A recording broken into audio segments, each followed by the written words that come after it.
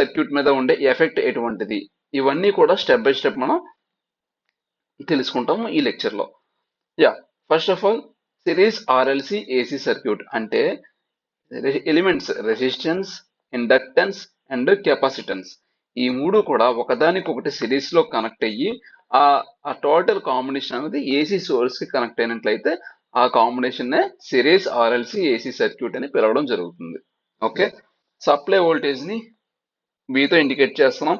Supply voltage యొక్క ఫ్రీక్వెన్సీని F అని తీసుకుంటే, అంటే ఎఫ్ హెడ్జెస్ అని తీసుకుందాం అనుకోండి. And voltage across resistance R voltage drop across resistance R ని విఆర్ తో ఇండికేట్ చేస్తాం.